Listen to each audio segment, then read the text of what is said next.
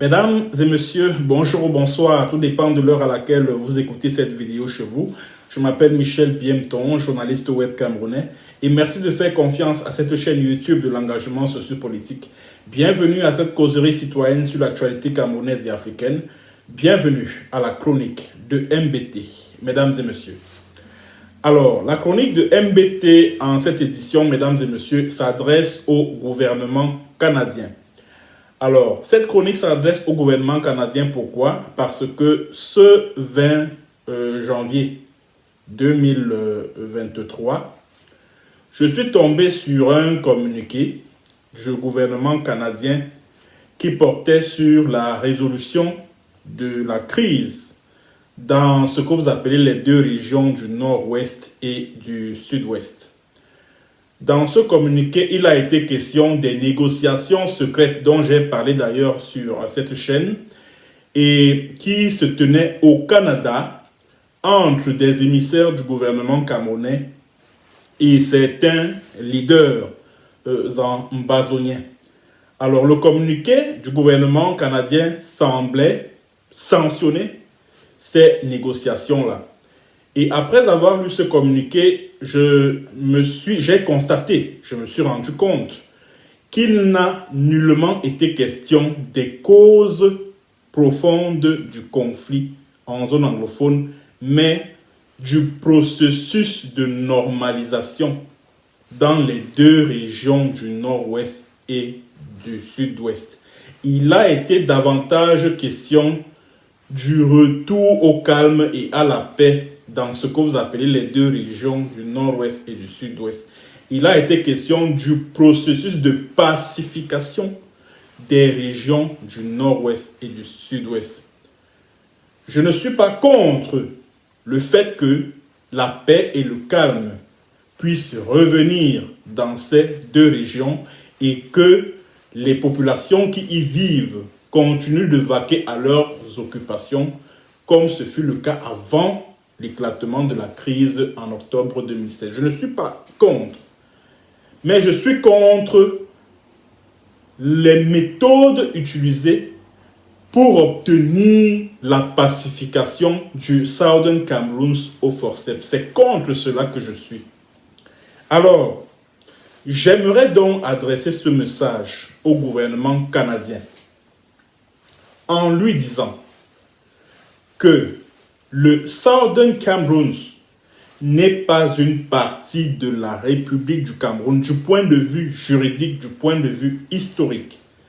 Le Southern Cameroun est au départ un État, je dis bien un État, avec des frontières internationalement reconnues, avec une population qui avait le sentiment d'appartenir à une nation, c'est-à-dire que dans le Southern Cameroun, et avec un gouvernement qui était incarné qui était dirigé par un premier ministre élu au suffrage universel, direct et secret à l'issue d'élections législatives. Ce n'est pas une partie de la République du Cameroun.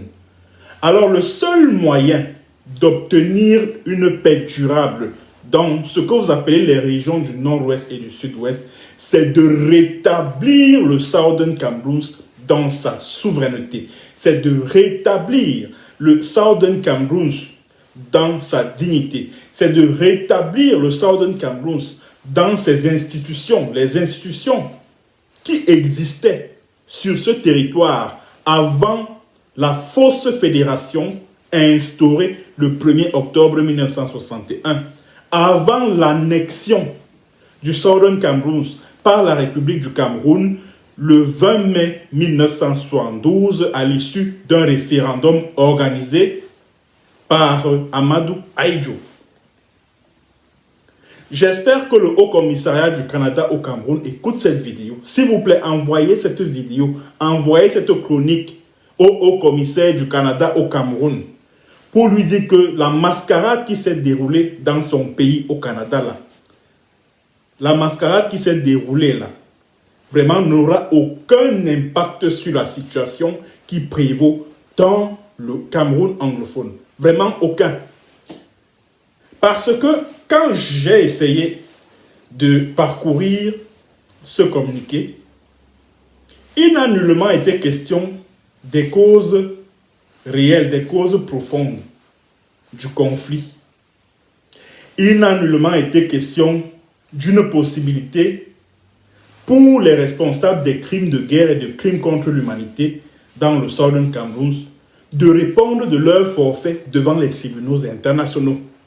Il n'a nullement été question que les victimes de cette sale guerre, ces populations qui ont vu leurs maisons détruites, ou alors un être cher tué, torturé, ces populations qui ont vu leurs familles déstructurées, il n'a nullement été question dans le communiqué du gouvernement canadien de verser une indemnisation à ces populations-là.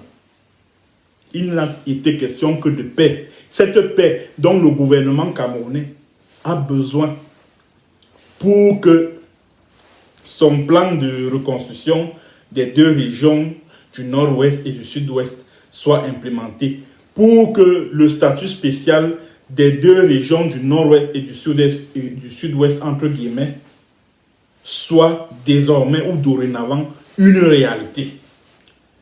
C'est pour cela que ces assises-là, ou alors ces chuchotteries-là entre petits copains se sont tenues au Canada.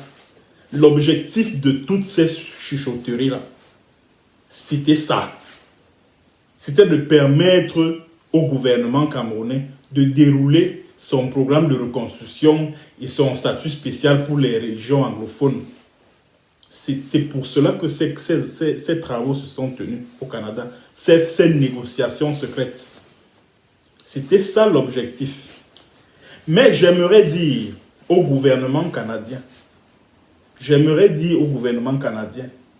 que ceux qui ont participé à ces causeries entre copains là, au Canada, ceux qui ont participé à ça, ce sont des leaders ambazoniens que le gouvernement camerounais avait déjà réussi à retourner. Les Ayabacho Lucas, je l'ai dit ici maintes fois, que Ayabacho Lucas travaille en étroite collaboration avec le gouvernement camerounais pour semer la division, la confusion au sein de la lutte armée du peuple anglophone du Southern Cameroun. Je l'ai dit ici maintes fois. Mais il est allé au Canada pour signer le cessez-le-feu avec des émissaires du gouvernement camerounais. Il n'a pas de combattants sur le terrain, en dehors de ces gangsters-là qui passent le temps à kidnapper contre rançon, à commettre un certain nombre d'atrocités sur le terrain, de telle sorte qu'on attribue ces atrocités aux véritables ambazoniens qui combattent véritablement pour la libération du peuple du Southern Cameroun. Je vous ai dit ici maintes fois que le colonel Joël-Émile Bancui, le commandant de la division de la sécurité militaire, est celui qui ravitaille tous ces groupes de bandits là, tous ces faux groupes ambazoniens là, en armes et en munitions, dont les ADF comme ça là. Je vous l'ai dit ici maintes fois.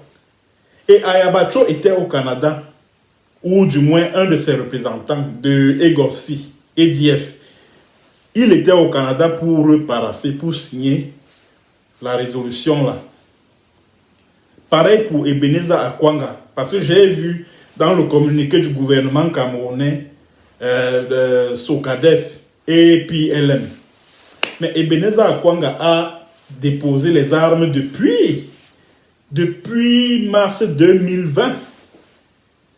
C'est-à-dire que le gars a profité de l'occasion qui lui a été offerte par la pandémie du Covid-19, puisque, je me rappelle, à l'époque, le secrétaire général des Nations Unies, Antonio Guterres, avait demandé à tous les belligérants à travers le monde d'observer une trêve le temps de la lutte contre la pandémie du Covid-19. Et Ebenezer Akwanga et son groupe SOCADEF ont donc profité de l'occasion pour déclarer qu'ils cessaient les combats en Ambazonie. Donc, si Ebenezer Akwanga a signé quoi que ce soit au Canada, cela n'engage aucunement le gouvernement ambazonien. J'ai également lu dans le communiqué du gouvernement canadien qu'il y a un gouvernement intérimaire qui a participé aux négociations. Je dis, mais de quel gouvernement intérimaire de l'Ambazonie parle-t-on? Puisque le seul qui soit légitime, qui soit capable de lever les fonds pour financer la lutte, qui est la haute main sur les combattants ambazoniens qui se battent sur le terrain, c'est le gouvernement de Sako Ikome. Or, aucun de ses représentants n'était au Canada. Alors, mes chers amis du gouvernement canadien, là, de quel gouvernement intérimaire parle-t-on? Le gouvernement de Marianta ou alors de Cristano? Des trucs que le gouvernement camerounais a bricolé là, juste pour fragiliser le gouvernement de Sako. C'est ça que vous appelez gouvernement intérimaire? C'est ça que vous appelez gouvernement intérimaire? Aucun gouvernement intérimaire n'a participé à ces causeries canadiennes entre ambazoniens et émissaires du gouvernement camerounais. Aucun. Je dis bien aucun. Aucun. Et moi, je suis surpris de constater que ce sont ceux-là qui ont combattu l'initiative de médiation suisse depuis 2019. Parce que je vais vous donner l'information suivante. C'est depuis le mois de juin 2019 que le gouvernement ambazonien entreprend des démarches pour négocier avec le gouvernement camerounais sous la médiation de la Suisse. Et c'est le gouvernement camerounais qui a catégoriquement refusé d'ouvrir les négociations, de participer aux négociations avec les leaders ambazoniens. Vous vous souvenez, à l'époque, quelques jours avant la mascarade du grand dialogue national là, qui s'est tenu à Yaoundé là, des médias à la solde du régime avaient consacré des unes à la dénonciation de cette offre de médiation qui avait été faite par la Suisse via son ambassadeur à Yaoundé. Parce que l'ambassadeur de l'époque avait été accusé d'être de mèche avec les sécessionnistes. Oh, il veut se faire de l'argent, beaucoup de milliards derrière les sécessionnistes, derrière les terroristes. Oh, le président de la République a déjà décidé qu'il y aura grand dialogue, oh, etc., etc. C'est ce que ces journaux-là écrivaient à l'époque. Que non, ils ne veulent pas de la médiation suisse. Parce que la médiation suisse est soutenue par les États-Unis. Et les États-Unis ont toujours prôné l'ouverture des négociations sans précondition. Ça veut dire que, puisque le gouvernement estime qu'il ne veut pas du tout débattre des causes profondes du conflit, qu'il ne veut pas du tout débattre d'une éventuelle séparation du Southern Cameroun, alors il n'est pas question de prendre part à ces négociations sous la médiation suisse. Ça, c'est depuis l'été 2019 que le gouvernement refuse de négocier avec les ambazoniens. Et vous pensez que qu'est-ce qui sortira de toute cette mascarade-là qui vient de se dérouler au Canada? Rien du tout. Rien de bon ne sortira de là. Absolument rien. Et j'ai vu tout à l'heure sur les réseaux sociaux, d'un côté, Ayabacho dit non, on se retire du dialogue canadien. Ah, de l'autre côté, vraiment, c'est les gars du gouvernement anti-Sako qui disent que non, nous sommes là, nous ne nous battons pas pour le retour à la paix. Nous nous battons pour que notre État soit reconnu, etc., etc. Mesdames et messieurs, tout ça, c'est-à-dire que ces réactions qu'on a vues là, soit du gouvernement anti-Sako, soit d'Ayabacho qui dit que non, vraiment, que le Canada se retire de ces négociations parce que c'est une mascarade. Aujourd'hui, ils dénoncent les négociations auxquelles eux-mêmes ils ont participé au Canada. Soit eux-mêmes, soit leurs représentants. Aujourd'hui, ils dénoncent ça. Pourquoi quand ils étaient au Canada et qu'ils ont constaté que les négociations ne portaient pas sur la restauration de l'Amazonie, pourquoi ils ne se sont pas retirés de la salle? Pourquoi ils ne se sont pas retirés? Tout ça, c'est un écran de fumée. C'est pour donner l'impression qu'ils sont toujours de la lutte. Donc, c'est pour tromper les naïfs en leur faisant croire que non, ils sont toujours de la lutte amazonienne.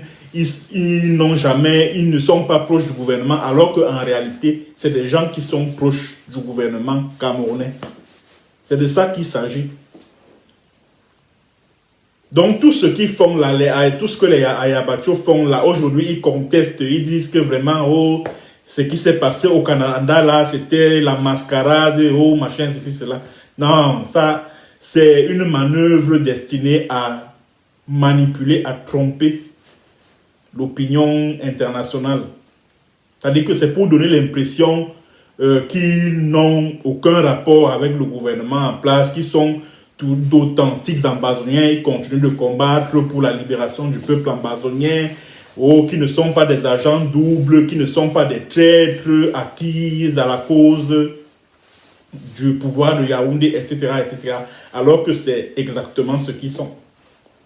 Voilà pourquoi vous avez vu ces réactions-là, juste pour donner l'impression qu'ils ne sont pas d'accord avec ce qui a été conclu lors des négociations canadiennes. Alors qu'ils ont bel et bien participé à ça jusqu'à la fin. Aujourd'hui, ils viennent faire comme si ils découvraient les résolutions de ces causeries entre petits copains. Donc, pour terminer cette chronique, je vais dire au gouvernement canadien que rien de bon ne sortira de ces négociations secrètes. Je dis rien de bon. Ce qui s'est passé au Canada, là, ce qui s'est passé dans votre pays, là, c'est une version internationalisée du grand dialogue national qui s'est tenu à Yaoundé du 30 septembre au 3 octobre 2019. C'est-à-dire que c'est la pâle copie. À la seule différence que les causeries entre petits copains là, qui se sont tenues au Canada étaient secrètes. Ces causeries-là étaient secrètes, contrairement au grand dialogue qui était même retransmis en direct à la télévision. Voilà la seule différence. Sinon, l'esprit est demeuré le même. Le gouvernement camerounais ne veut pas remettre en cause la forme de l'État. Le gouvernement camerounais ne veut pas discuter de la forme de l'État. Le gouvernement camerounais ne veut pas discuter des causes réelles du conflit. C'est de ça qu'il s'agit. Et c'est de cela qu'il était question au cours de ces négociations secrètes au Canada. C'est de cela qu'il était question. Merci à tous ceux qui étaient nombreux à être connectés. Merci de vous abonner massivement à ma chaîne YouTube Michel BM Tong. N'oubliez pas de partager massivement cette vidéo. À très bientôt pour une autre séance et sur un autre thème. Bonjour ou bonsoir.